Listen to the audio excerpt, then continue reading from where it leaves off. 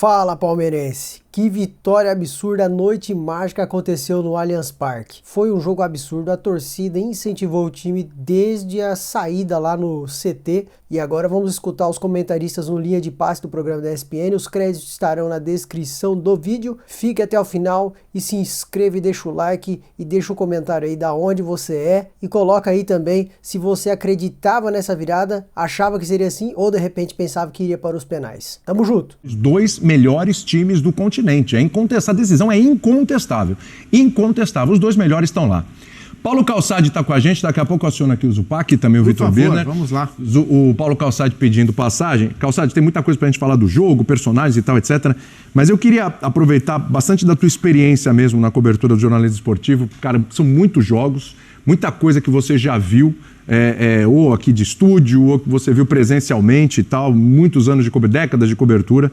Queria te perguntar a tua experiência com relação ao que aconteceu hoje aí no Allianz Parque. Tá assim, entre as maiores coisas que você viu dentro da tua carreira, essa virada épica aí do Palmeiras, que nunca tinha acontecido na Libertadores, uma semifinal assim. Tudo bem? Ufa, olá William, Ufa. Olá companheiros, olá fã de esportes. Esses jogos são maravilhosos porque a gente termina, só quem termina ele nesse estado sabe, é adrenalina, você parece que correu, que jogou, porque são 90 minutos que parece que duraram 3 horas, né? Isso é lindo de ver. Eu tenho um bordão, eu falo assim, eu respeito o futebol, então eu não gosto de ficar, sabe, essas coisas de ou já acabou, já ganhou, tal, né? Não é muito um caminho legal de se adotar, porque o futebol às vezes ele é mágico, e foi uma noite mágica, foi realmente uma noite daquelas pra gente guardar com emoção, e lembrar por muito tempo, porque se o Palmeiras também tinha tomado 3 numa semifinal de Libertadores, e isso é raro, também o Palmeiras poderia jogar em casa muito bem. O que aconteceu em Quito, eu lembro a palavra que eu usei no Linha de Passe, nesta mesma situação uma semana atrás, é assustador, porque o Palmeiras não competiu em Quito. O Palmeiras deixou o meio de campo vazio, permitiu que a LDU jogasse, e aquelas premissas que estavam lá em Quito e que fizeram a LDU marcar 3 gols, elas aqui não valeram. E era um Palmeiras bem diferente, era um Palmeiras assim, foi uma obra perfeita do seu autor, o Abel Ferreira, né? O Piquerez jogando por dentro do meio de campo, quando necessário ele abria e caminhava pela lateral, mas ele era o apoio ao Andrés Pereira e ao Maurício, 3 jogadores no centro para tentar barrar um lado que era muito forte da LDU, com o Villamil, o Grueso, que hoje jogou um passinho atrás, porque ele atuou um pouco mais adiantado lá em Quito, voltou o Cornejo, mas o Palmeiras dominou. Então o Palmeiras ganhou as divididas, o Palmeiras lutou muito mais do que nós vimos na altitude, mas lá não foi só a altitude, foi além da altitude. Por isso que eu fiquei assustado, foi surpreendente. E hoje o Palmeiras, não digo que surpreendeu, porque o Palmeiras mostrou do que ele é capaz neste período, nesses últimos anos, com o Abel Ferreira, realmente as coisas acontecem. E ele parecia ter uma certeza, né, sobre tudo que ocorreu aqui, esse cenário, que ele disse, né, é muito tempo. E o Palmeiras jogou direitinho, o Palmeiras foi consciente, o Palmeiras não queimou a bola, né? Ficou desesperado, e aquele gol do Fux no finalzinho do primeiro tempo, já nos acréscimos, ali deu ao Palmeiras a certeza de que pelo menos chegaria nos pênaltis, porque faria o 3º gol, e fez o 4º também, com o Veiga que marcou 2, com o Vitor Roque que deu 2 assistências. Então foi um Palmeiras gigante, o Alan no mano a mano, e aí vem a grande derrapada. Se o Abel derrapou em Quito, e eu entendo que o elenco do Thiago Nunes ele é curto, ele não tinha jogador para colocar, e ele colocou um jogador no lado esquerdo para barrar o Alan, ou para barrar quem viesse por aquele setor, porque na cartilha do futebol, o que tinha que acontecer? O Palmeiras expandir a sua atuação no campo, alargar o campo, ter um jogador numa beirada, outro na outra. Era Sosa e também o Alan, para poder jogar por dentro, jogar com o passe do Andréas, jogar com o Vitor Roque, com o Flaco Lopes, né? E o Coelho, mas levou um baile do Alain, mas um baile, porque não dava, era outra rotação. O Coelho, em 11 partidas de Libertadores da América, da LDU até então, tinha jogado 33 minutos. Era uma aposta complicada. E o Palmeiras começou a ganhar o jogo ali. O Palmeiras foi muito bem. O que a gente viu aqui é épico, é histórico e é impressionante, né, de ver a reação dos torcedores, que ficou todo mundo ensandecido. Foi realmente um jogaço. Um jogaço. E mais uma final brasileira. Mais uma final entre Palmeiras e Flamengo. Desta vez com Andrés Pereira no lado verde. E o que ele jogou hoje não está escrito.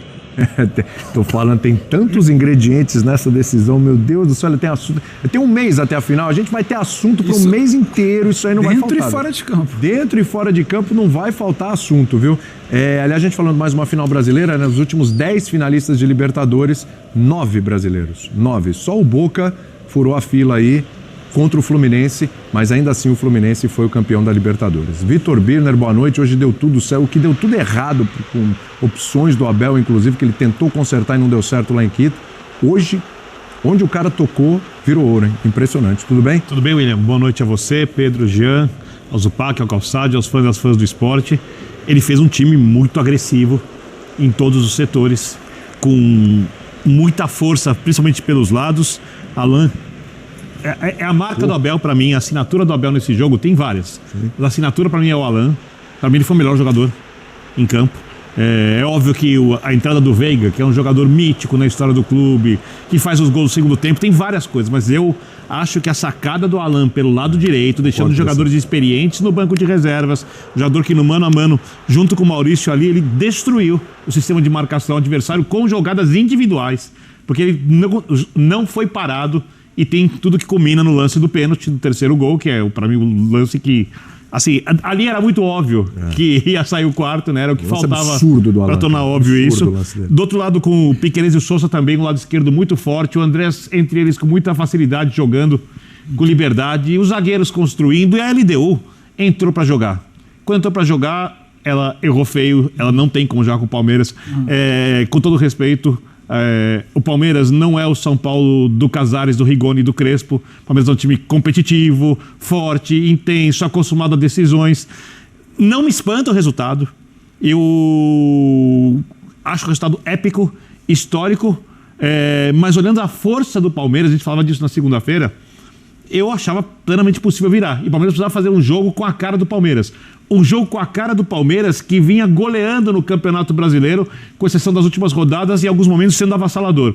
Hoje o Palmeiras subiu um degrau em relação àquilo. O mata-mata tirou ainda mais do time, tornou o time mais competitivo, com mais fome de vitória. E aí você olha em cada lance, primeiro gol, a reação dos jogadores, muito mais que comemorar, coloca a bola no meio, segundo gol, terceiro gol dos Pelos, o Veiga pega a bola, coloca embaixo do braço, corre pro meio campo, ou seja, todo mundo ali sabia que ia dar. E a arquibancada foi junto e as coisas ficaram nos seus devidos lugares. Os dois melhores times do continente estão na final e essa final vai ser turbinada porque, além de a gente esperar a final, como normalmente acontece, entre hoje e a final, tem uma disputa do título do Campeonato Brasileiro e os dois estão lá na briga, vai estar jogando fogo rodada após rodada dessa final. Que novembro vai ser esse, Zupac? Tudo bem? Boa noite. Tudo bem, companheiros. Um abraço a todos. Vai ser espetacular, como foi espetacular o jogo de hoje, como foi espetacular o jogo de ontem por outros motivos. Né? Então tivemos semifinais muito quentes por motivos diferentes. Teve um tom de heroísmo ontem também. Evidente que também teve. Um defendeu uma vantagem como precisava, o outro reverteu uma vantagem que parecia impossível, que era improvável, e os dois chegaram lá nessa final de Lima. Pegando um pouco do que cada um falou, para não ser repetitivo, mas o que eu queria destacar é que a gente é muito sintomático, é muito simbólico que essa virada tenha acontecido no dia em que a comissão técnica do Palmeiras comemora 5 anos à frente do clube. 5 anos, eu já disse isso brincando algumas vezes na programação, uma comissão técnica ficar 5 anos à frente de um clube brasileiro é tipo Ferguson no United, para os padrões da Inglaterra. É isso mesmo. Tipo 2 décadas. É tipo 2 décadas. Talvez é mais improvável uma comissão técnica ficar 5 anos aqui do que ficar década na Inglaterra. E é muito simbólico que isso que a gente viu hoje no Allianz tenha acontecido nesse dia, porque acho que uma grande marca desse trabalho do Abel, que já teve vários momentos épicos, você destacou esse talvez como o maior, a final de Montevidéu é outra, a arrancada do Brasileiro de 2019 jogo contra o Botafogo é incrível. Sim, Ali talvez fosse um feito mais improvável, porque você tá perdendo por 3-0 no primeiro tempo. E um outro time que joga muita bola. Mas a arrancada como um todo no Brasileiro de 23, e o que me chama a atenção, e hoje foi uma prova cabal disso, é que esses grandes momentos desse trabalho, eles vêm muito, não unicamente, mas muito pela interferência do Abel Ferreira. Tem as digitais do Abel Ferreira, né? E o futebol, muitas vezes ele é exato, mas outras ele é aquela surra de oportunidades, né? Então, o mesmo Abel que foi criticado com fundamento pelas escolhas que não se mostraram acertadas para o jogo da semana passada, teve a chance de mudar o caminho e mudou o caminho. E o Palmeiras venceu o jogo como venceu, muito pelas escolhas que ele fez. E ele deu a letra. Na entrevista de chegada que a gente mostra, a entrevista Comebol de chegada, ele fala, olha, vou tentar abrir a linha de 5 deles ao máximo para gerar infiltração. E foi exatamente o que ele fez. O Sousa aberto por um lado, o Alan aberto por outro, esticando a linha de 5 da LDU. E se você vê, especialmente no primeiro tempo, onde o Palmeiras teve muito mais volume de coordenação, né? Segundo tempo foi mais na força, mas no primeiro tempo, muito volume de coordenação, muita jogada por dentro, espaço por dentro que foi criado pela abertura da linha defensiva. Então, assim, todos os adjetivos são válidos, a classificação ela é espetacular. Essa, pra mim, é a imagem. Eu fico tentando imaginar o que passa na cabeça do Abel, onde ele, mais uma vez, conseguiu cravar a digital dele no momento épico, incrível da história do Palmeiras. E aquilo que o Jean falou sobre as críticas que a comissão técnica sofreu. Hoje é um dia que aquele torcedor que na Copa do Brasil foi lá mandar o Abel tomar caju, pedir pro Abel sair do Palmeiras, aquelas pessoas que falaram que o ciclo do Abel tinha acabado, essas pessoas hoje devem estar envergonhadas, porque são palmeirenses e amam o Palmeiras e querem o melhor do Palmeiras, não questiono. Mas hoje é um dia de hora de botar a cabecinha no travesseiro, pedir perdão pela blasfêmia. Até porque, né, Zupa, acho que assim, era a capacidade dessa comissão técnica, especificamente do Abel, sempre esteve muito clara, sempre foi muito óbvia. Eu acho que ninguém acerta o tempo todo, nenhum jogador joga em mais alto nível o tempo todo. Às vezes você toma decisões para um jogo de futebol que podem até fazer sentido, mas que não vão surtir efeito. E a gente precisa entender isso. Eu sei que o torcedor tem todo o direito de ser emotivo e ficar pé da vida e xingar e tudo mais, mas assim, o que eu quero dizer é quando você tem profissionais com tantas qualidades, e aí eu estou englobando o elenco todo também, porque o perfil desses caras é um perfil que você não encontra em qualquer lugar, que não é o tempo todo que você monta um grupo desse jeito. Claro que o mérito é do Abel, até porque ele muda muito o grupo, né? Mudou especificamente muito nessa temporada, mas sempre fazia trocas que nem eram muitas vezes trocas por razões técnicas, eram trocas para manter um time que tivesse o espírito que a gente viu hoje. Para manter um time que tivesse o espírito que a gente viu nos 4-3 com o Botafogo. Para manter um time que tivesse o espírito do que a torcida chama do time da virada. Eu acho que esse espírito ele consegue muito por conta das escolhas das peças, dos jogadores. Porque o time é outro, né? O time é outro. Especialmente o desse ano, né? A reformulação, inclusive, foi motivo do time demorar para encaixar. E muda o time, muda o elenco, rejuvenesce o elenco. Palmeiras tem, acho que, o segundo time mais jovem da Série A, em média, e o perfil do time não muda. Exato. Então, essa é a questão, porque o time muda do ponto de vista técnico, você pode achar, muita gente acha que esse é o melhor elenco, e talvez seja, tecnicamente falando. Eu acho que sim. Então, assim, as coisas mudam. Você teve nos primeiros anos do Abel um time que jogava completamente retraído e que explorava a velocidade com o Rony e com o Veiga até, né, que muitas vezes jogava isolado com o Rony na frente. O time do Abel já mudou muito a maneira de jogar, mas se tem uma coisa que não muda, é o espírito que a gente viu hoje. Inclusive, e isso eu gosto de ressaltar, nas eliminações. Porque olha como foi a eliminação do Palmeiras na Copa do Brasil do ano passado. Sim. Na Libertadores do ano passado. Vai para o ano retrasado, pega o jogo com o Atlético Paranaense. Então, assim, é um time do qual o torcedor que muitas vezes, e aí eu tô falando torcedor brasileiro de maneira geral, que pede empenho, dedicação, raça, amor à camisa, honrem essa camisa, aqueles papos todos, esses caras entregam isso o tempo todo. Vão ganhar, vão perder, o futebol é desse jeito. Hoje você tem um grupo muito técnico que, se você tem esse espírito, mais a qualidade técnica desse elenco, a tendência é você brigar para chegar longe. Eles estão chegando longe, porque estão brigando por título brasileiro e Libertadores. São 2 timaços, são 2 técnicos de altíssima capacidade, um iniciando a carreira, o outro já mais consolidado. E aí qualquer um pode ganhar. E acho que essa questão é importante, cara. A gente saber avaliar qualidades de profissionais no futebol brasileiro, independentemente de se o time está ganhando ou não o tempo todo. Fala aí para eu poder acionar o Calçade. Você falava do Abel, Jean, desde o primeiro, do título dele, da conquista. Ele também se tornou um técnico melhor de lá para cá. Porque eu sei que você também concordava comigo da maneira de jogar, mais fechado, reativo, jogo contra o Atlético. Falávamos inclusive com o gol qualificado antes da partida. Que era o que ele podia fazer. Que era o que ele podia fazer. A partir do momento, quando ele começa a receber mais jogadores, ele tem dificuldade. Só que hoje a dificuldade se transformou num jogo de alto nível. E tem mais um detalhe que eu acho que é muito importante. O Abel foi, até esse ano, um técnico muito conservador na manutenção do seu time, até quando não jogava bem, inclusive no mata-mata, como foi quando caiu a última vez na Libertadores pro Boca. Esse Abel é um Abel que entendeu que ele precisa, às vezes, privilegiar o momento do jogador em detrimento daquilo que ele tem feito rodada após rodada. Porque as mudanças que ele faz na escalação desse ano, a escalação classificou o Palmeiras, ele não teria feito no ano, por exemplo, que ele deixou o Endrick e todo mundo da virada do Campeonato Brasileiro no banco. Eu acho que o Abel é um cara que é uma coisa, assim, é natural, e aliás não é natural. É uma das maiores virtudes que qualquer ser humano pode ter em qualquer coisa na vida. No Mundial... aprender quando você se equivoca. No Mundial, o Alan, que eu acho que o grande case do jogo de hoje é o Alan.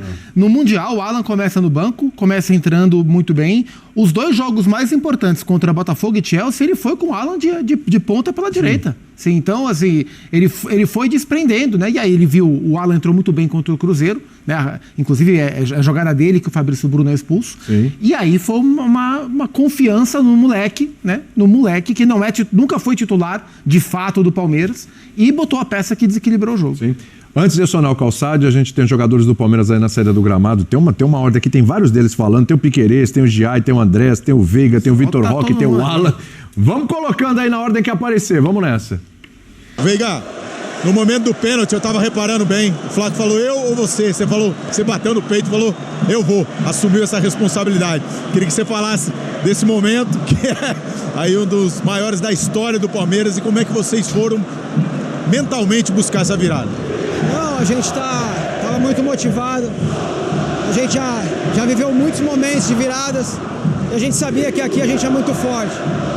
A gente sabe que a LDU é uma grande equipe. Eu já tive a oportunidade de trabalhar com o Thiago. Sei que ele é um grande técnico. Sei que não ia ser fácil. Mas a gente treinou bastante. Nosso time foi muito bem hoje. E realmente, eu já acertei, já falhei em momentos decisivos. Mas eu sempre vou ser um cara que eu vou dar minha cara a tapa, não interessa. Se precisa de alguém errar, pode deixar que eu erro, não tem problema. Mas também quando é pra acertar, eu vou acertar. Então, tô feliz, não faço nada sozinho, dependo de todo mundo aqui do staff, dos jogadores, mas tô feliz por tudo isso. Grande paz, tem que comemorar, a gente sabe que isso daqui não é todo dia que acontece no futebol, mas é isso, nosso time tá de parabéns. Esse abraço. Trabalho, meu técnico me ajuda. Eu tô pra decidir, viado. E é isso, tô muito feliz. Vitor, eu queria que você falasse de tudo que vocês viveram aí, desde a chegada lá no Allianz Parque e também no CT, do pessoal mostrando os cartazes, tanto que vocês ficaram, o pessoal até falou, tem que dar uma acalmada, o Abel na preleção, dar uma acalmada, porque vocês estavam com tanta vontade. Como é que descreve uma noite como hoje? Primeiro, agradecer a Deus, toda a honra e toda a glória seja dada a Deus. Como o professor Abel falou, desde a entrevista contra eles no último jogo, que ia ser uma noite mágica, e contávamos com o nosso torcedor. Nosso torcedor fez uma festa linda, desde o primeiro ao último minuto, desde lá da porta do CT. Então é agradecer cada um que esteve presente, os que torceram de casa, e muito feliz pela classificação. Você participando dos gols, mostrando que é um jogador decisivo. Tô muito feliz. O importante é ajudar o Palmeiras, o importante é o Palmeiras ganhar, e hoje não foi diferente. Em prol do grupo, correr do primeiro ao último minuto, e hoje fomos felizes e saímos com a classificação. Cara, queria que você falasse como é que você ficou sabendo, quando você ficou sabendo que ia jogar, entrou num momento tão decisivo como esse pro Palmeiras e foi muito bem, a torcida saiu cantando o seu nome. O que dizer toda essa atmosfera dessa classificação? O que vocês estão sentindo? Fiquei sabendo ali depois do último treino, logo já bateu a ansiedade, o nervosismo, mas o Abel conversa bastante com a gente para deixar o jogo leve, para a gente saber o que a gente vai fazer. E era isso, hoje era tudo ou nada. A gente sabia que a torcida ia incendiar o Allianz Parque, e com o nosso bom trabalho e o apoio da torcida a gente sabia que a gente ia ter uma noite mágica. E foi uma noite mágica, você sentiu isso? Com certeza, uma noite mágica com essa torcida maravilhosa. Feliz demais por estar proporcionando essa felicidade para nossa torcida. Obrigado, irmão. Pois é, né, Calçade? Calçade já com a gente também. O Zupac estava falando do Alan, ele falou aí. Eu acho que a gente tem que dar um carinho, uma atenção a esse grande personagem do jogo, talvez o melhor em campo. Hoje tá difícil, né? Porque, meu Deus, todo mundo Quem ganhou o prêmio foi o Veiga porque fez 2 gols. Porque fez 2 gols, mas não né? foi o Veiga o melhor em campo. Eu também acho que não, eu tô com o Birner. Eu acho que somos unânimes aqui, né? Ou não? Que foi o Alan. Foi o Alan, né? Foi o Alan, né? Calçado, você achou também? E assim, acho que foi o toque genial aí nesse jogo. A gente falou do Sousa, o Sousa foi bem, fez gol, mas foi numa assistência do Alan. Jogadaça do Alan, que aí gerou o pênalti. Ele tinha feito outra jogadaça também, que acho que terminou em falta, enfim. Dá pra gente falar, todo mundo em muito alto nível hoje, mas acho que o Alan foi mesmo o cara da partida, né? Que escolha feliz ali do Abel e que noite feliz do Alan. Bom, da mesma forma que a gente não encontrava ninguém para destacar em Quito, hoje tem muita gente. Alan super bem pelo lado do campo e com um marcador que estava atemorizado. É um jogador que é lateral direito naquele setor. Por exemplo, só para citar, Andrés Pereira, partidaço, porque o jogo passava por ele. O outro, Piquerez marcando por dentro no meio de campo ao lado do Maurício. Maurício abaixo, o Piquerez, uma partida muito inteligente. Sem inteligência para jogar, ele não conseguiria cumprir as missões que ele cumpriu. Com a bola pode jogar mais aberto, sem a bola ele fechava. Então, sim, o Palmeiras encontrou atuações magníficas, como o do Vitor Roque. Vitor Roque deu 2 bolas para gol. Vitor Roque, 2 assistências. Não aparece como artilheiro, assim, comparado ao Veiga. O Veiga entra e faz 2 gols. Não teve tanto tempo em campo, mas foi um cara absolutamente decisivo. O Alan que fez uma jogada no pênalti que, pra usar uma coisa, essa hora já dá uma sacanagem, né? O que ele foi capaz de fazer numa semifinal de Libertadores com a marcação e sofreu pênalti. Mas assim, o futebol tem disso, né? Coisas que quando elas estão para acontecer, elas acontecem, e hoje foi um desses dias. E eu não digo que foi obra do acaso, não, foi obra de um Palmeiras muito estruturado, que trabalhou muito, que conseguiu se recuperar da pancada na cidade de Quito, que foi enorme, porque não jogou absolutamente nada, e aí criou algumas dúvidas da capacidade da equipe de reagir aqui no Allianz. Para muita gente, menos para o Abel. O Abel, desde aquele momento, estava confiante e foi o que ele conseguiu fazer dentro de campo. Né? Um resultado, gente, toma 3 no primeiro jogo e faz 4 no segundo. Exatamente o que precisava. E o Veiga ainda bateu o pênalti no meio do gol. Ai, que frieza. Mas, gente, foi assim, espetacular. E comparando, já que vocês tocaram também, um pouco em Flamengo, comparando ao Flamengo, né, o Palmeiras ele tem uma mobilidade tática incrível. O Flamengo também move peças, o Felipe Luiz, mas ele é mais centrado nos posicionamentos dos jogadores.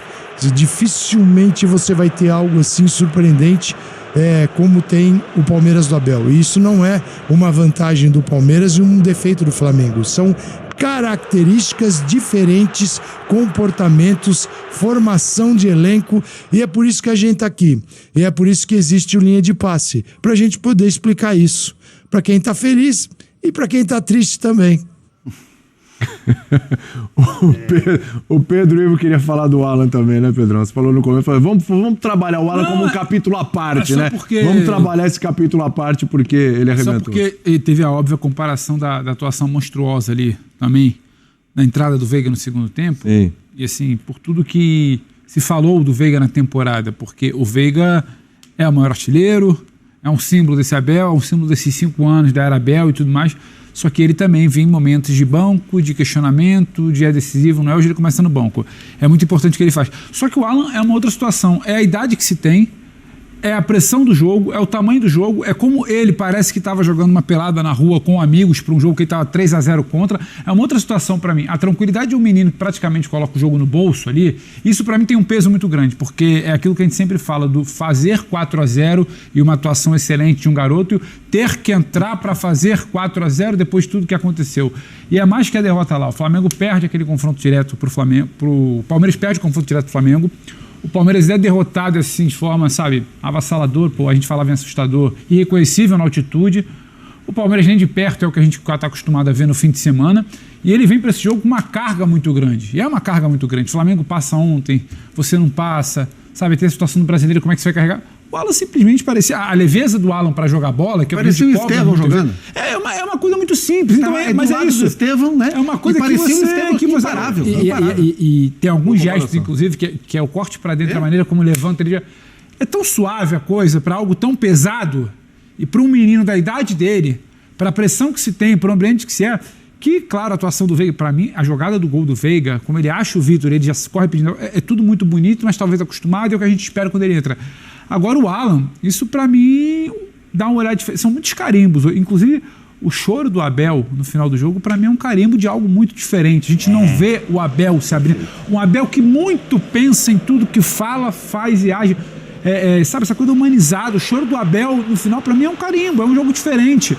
E a temporada, Alan, a gente vai falar sempre do Alan daquele jogo, então acho que isso carimbo para mim ele com um pouco mais de destaque. E o choro do Abel é muito da temporada. Ele já deu várias brechas, várias deixas de que como essa temporada tá diferente para ele, como ele não esqueceu os xingamentos, ele já falou isso, que marcou o coração dele, tem questão de renovação, tem muita coisa. É um ano de trabalho mais difícil para ele também. E o que eu acho curioso em cima do Alan, pra gente fechar essa história em cima do Alan, é que a gente tá vendo ele comemorando junto com o Bruno Fux, é que o Alan joga muito bem nessa posição, mas ele não é um jogador de posição definida. O Abel já jogou com o Alan de segundo volante, de terceiro homem de meio, aberto pela esquerda, aberto pela direita. Não tá clara qual é a posição definida do Alan, embora seja nessa faixa de campo que ele renda mais. E do jeito que o Abel conduz o time, eu também não sou capaz de garantir que essa atuação é o que vai torná-lo titular indiscutível. Até porque para a final daqui a um mês, se 90 minutos é muito tempo, 30 dias então é uma eternidade.